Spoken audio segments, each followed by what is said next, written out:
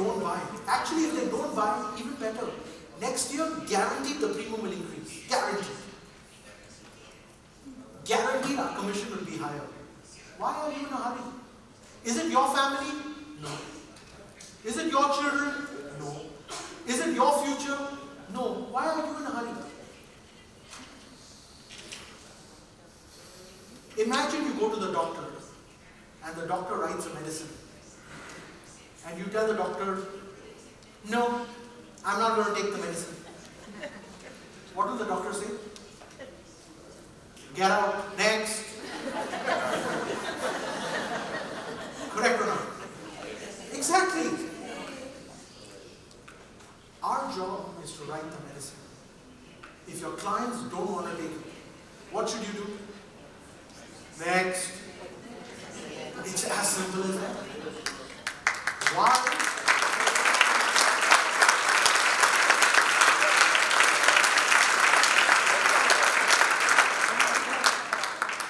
The problem is, you don't have a next. So you keep talking to the same guy. Take it, please. Please take it. Please. You don't have a next. That's the problem. Correct or not? That is the problem. So if there's one thing that you change today, I want you to learn to fill up your diary. I want you to learn to meet so many people that you don't have time. Now, the problem is you also have very long meetings, correct? What is the average time that you spend with a client? 1 hour? How many of you spend 1 hour? 1 hour? Yeah, okay. Any 2 hours? 2 hours? 2 hours? Any 3 hours? There's a 3 hours. Yeah. Any half a day?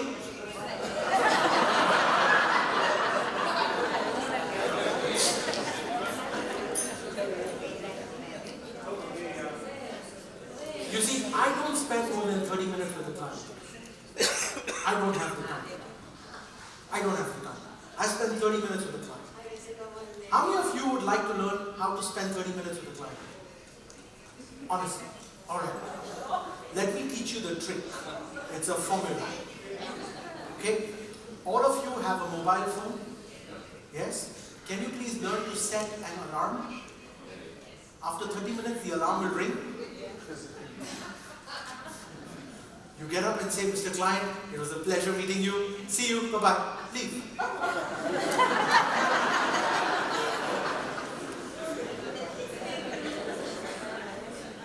Simple way to end the conversation. Let the phone ring. Oh, I'm so sorry. I have another appointment. Leave. Even if you don't have another appointment, leave. The problem is you love to stay. That's the problem. Learn to leave. If you cannot convince someone to buy insurance in 30 minutes, you can never convince them. Now the problem is, Sanjay, I actually don't have a problem with meeting people, but I don't know how to start my conversation correctly. I want you all to think about this. How do we start our conversation? We start with, hi, how are you? How's the family? How's your business? How's the economy? Correct? That's how we start our conversation, correct or not? Yes? Now I want you all to think about this. When you ask the question, how is the economy? If the economy is doing very well, what do they say? Sanjay, I want to invest money in my business. The economy is doing so well. I want to invest money in my business. They will not give you money, correct? If the economy is doing bad, what will they say? Sanjay, I don't have money. The economy is so bad. They will not give you money. So in both scenarios, they don't give you money, correct or not? Why do you ask that question? Why do you ask a question where you lose both sides? Think about it. How's the family? If the family is doing well, they don't need insurance. My family is my insurance. If the family is bad, I don't want to buy insurance. They can go to hell. True or not? Why do you ask that question?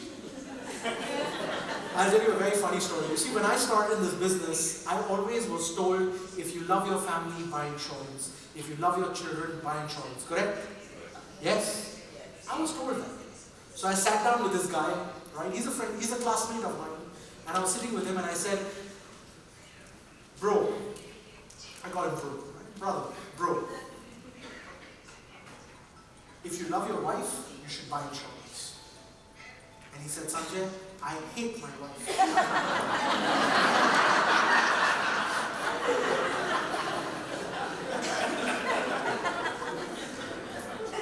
I said, what? Why? And he said, Sanjay, I don't like her. I said, then why are you married to her? He's like, arranged marriage, I have to stay married. You see, in our culture, you have to stay married. Divorce is not an option.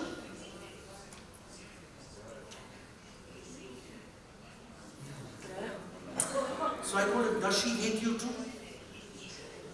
He said, yeah. We have agreed to hate each other.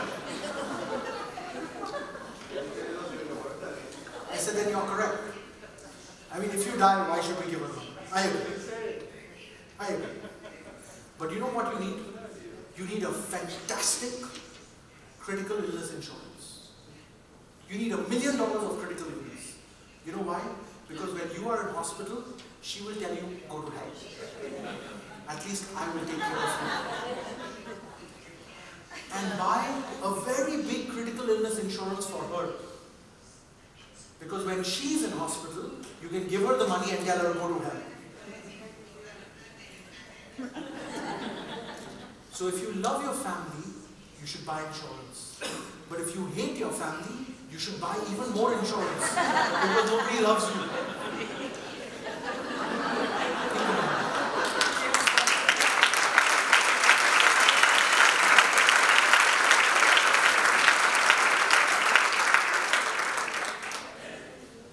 Do you realize my conversations are a little different from what you were taught? Yes? Why don't I show you one of my presentations, right? So, when I joined this business, I was always taught how to do presentations, right? So I always start my conversation with presentations. So I'm going to show you my father's presentation. My father's been in this business for 39 years. In 39 years, he's used only one presentation. He has never changed his presentation. If you meet him even today, he will show you exactly the same presentation after 39 years. Alright? And the best thing is, it's a 3-minute presentation. After the presentation, if you buy, great. If you don't buy, he's really like a doctor. Get out, next. Till today. 39 years.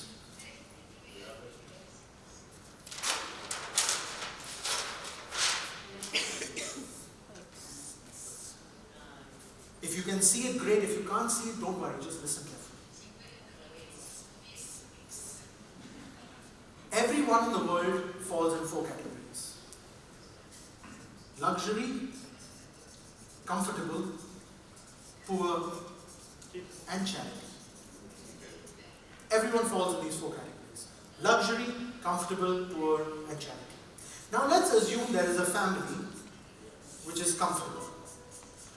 The reason this family is comfortable is because we call this a man at work or a woman at work. Somebody is working to make sure this family is comfortable. In case the man at work is removed, right? This family will immediately fall down to charity. Charity from friends, charity from family members. So to protect this family from falling down, I have to immediately put a pump of money to hold the family. Because if there's no man at work, there has to be money at work. So the question is, how much money do you need over here? There's a formula. The formula is 10 times of annual income. 10 times of your annual income. If you have this money, keep it aside. If you don't have this money, I will create it for you right now. That's my job. That's it. Do you have any questions? No? Okay, sign here.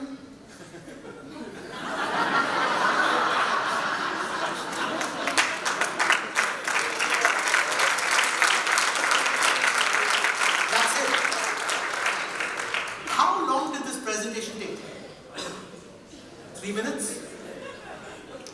Why do you spend 2 hours?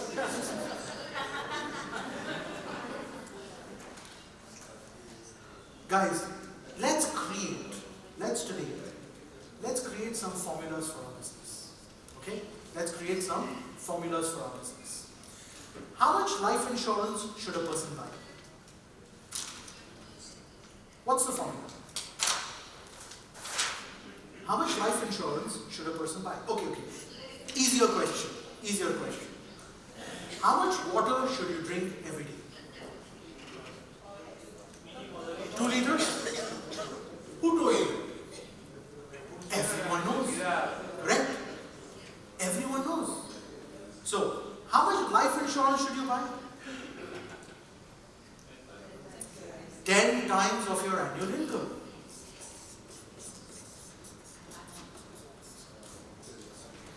Who told you that? Everyone knows. Not Sanjay. Everyone knows. How much income protection should you buy? Income protection is like disability or critical illness.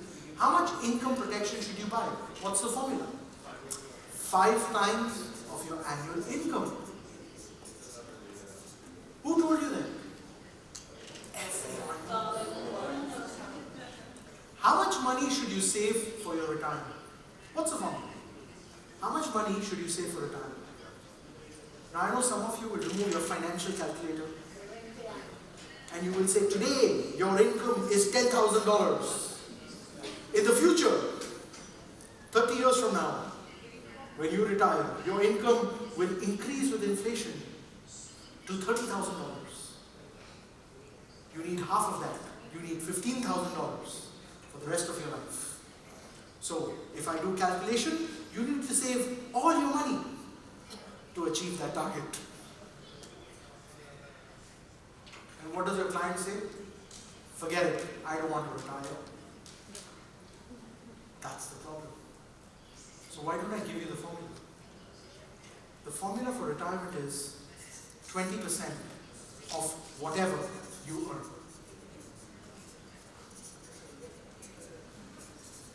That's the formula. How many of you have children?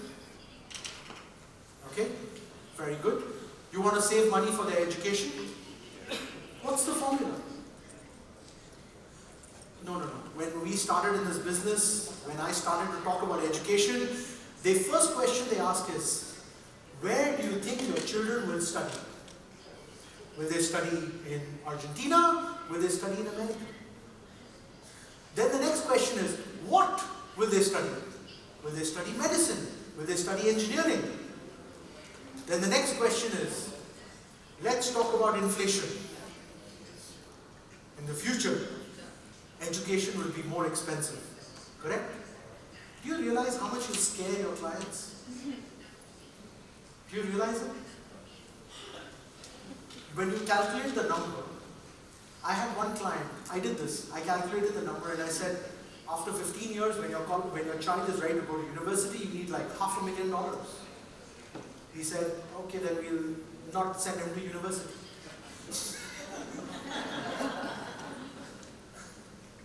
I don't have the money, forget it, he doesn't need to study. Or he'll figure it out himself.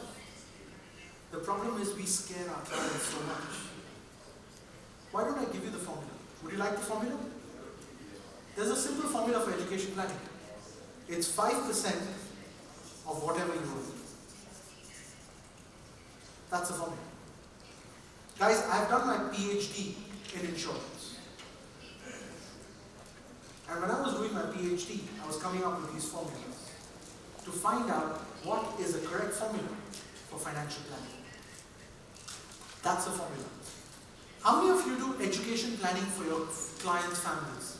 How many of you do that? Education planning for the children? Okay, would you like to learn my presentation? See? Okay. It's a 2-minute presentation.